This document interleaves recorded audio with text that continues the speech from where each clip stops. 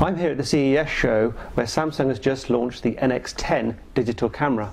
This is the first camera in its new hybrid system, which, like the Micro Four Thirds system, uses the sensor from a digital SLR, in this case an APS-C sensor, which is the kind used in most consumer digital SLRs, and puts it into a much smaller body. And it's able to do that because it's taken the mirror and prism assembly from a digital SLR, removed that, put an electronic viewfinder in instead, and that's enabled it to shrink the body down. The benefit of that obviously is not only smaller bodies but smaller lenses. And although this is about the size of a bridge camera, one of the benefits of the hybrid system is that you can take the lenses off just like you can with the Micro Four Thirds. But this has an advantage over Micro Four Thirds in some ways, in that the sensor, the APS-C sensor, is bigger considerably than the Four Thirds sensor used in the Micro Four Thirds cameras. So anyway, onto the camera itself. It's very DSLR-like in appearance, in styling. In fact, it looks quite reminiscent of the GX20, Samsung's own digital SLR, with its style of finish and the sort of leatherette grip and the sort of knobs, which are quite sort of gnarly. There's a very DSLR look about it, which I assume the target audience will appreciate. One of the key features of this camera, obviously apart from the APS-C size sensor, which is 14 million pixels, and the interchangeable lenses, is this really bright 3-inch AMOLED screen. AMOLED is a new technology. It's quite expensive technology to implement, and not many cameras have it at the moment, although it will come obviously more with future cameras. But it's very bright, very clear, and it's easier to see in bright sunlight than a traditional LCD screen. Now there is a sensor just above the LCD screen, so that when you put it to your eye, the screen goes out and the electronic viewfinder comes on, so it automatically switches between the two. Now the electronic viewfinder also is quite bright and clear. Whichever one you look at, you get pretty much the same display around the image. And I have to say, this is a really excellent, very clear, intuitive display. The menu is a very model of clarity. As you can see, it's very modern looking, very crisp, very clear.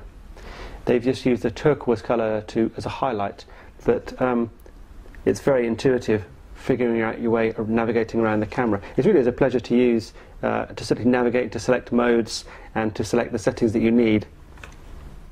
Pressing the function button gives you shortcut access to some of the most important image parameters, such as image quality, file formats, focusing points, flash modes.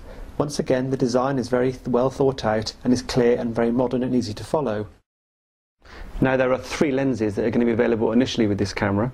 There's the 18 to 55, which is the kit zoom lens, which is the one that I've been using. There's also a slimline 30mm pancake lens available, and there's a 50 to 200 telephoto zoom. Now you can buy the 18 to 55 and 55 to 200 as a twin lens kit as well.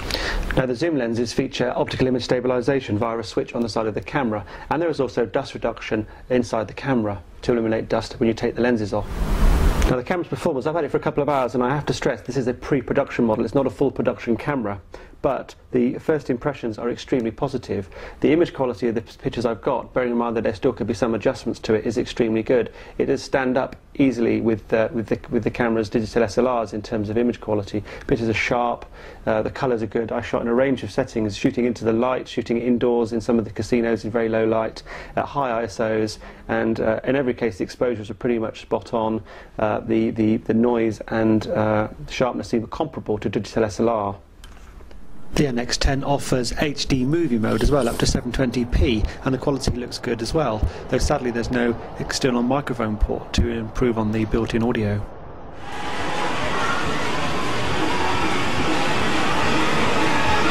The electronic viewfinder is not everyone's cup of tea. It's not really my cup of tea, I have to be honest. I prefer digital SLR viewfinder, but a lot of people will see that as a small price to pay for the benefits you get with this camera, and therefore its size and portability. And carrying this camera around is actually no stress at all. It's very, very light. In conclusion, my first impressions of this camera are very, very positive. It does feel just like using a digital SLR, only smaller and lighter, so less of a burden to carry around. But in terms of selecting the modes, changing the settings, accessing the information in the menus, the information, the data you get around the screen whilst you're shooting, and how clear and crisp it is to look at, And of course the picture quality that I've seen so far are all extremely good, and I've got very little negative to say about this camera based on, I say, just a couple of hours. And as I say, it is a pre-production model, and I have to also stress this is not actually a review of the camera, it's just a preview based on a couple of hours. And we will be doing a full test where we'll put it through its paces and test every setting, and there'll be another video of that full review in due course when we get the camera. But initially, first impressions, big thumbs up from me. I think this is going to be very, very successful.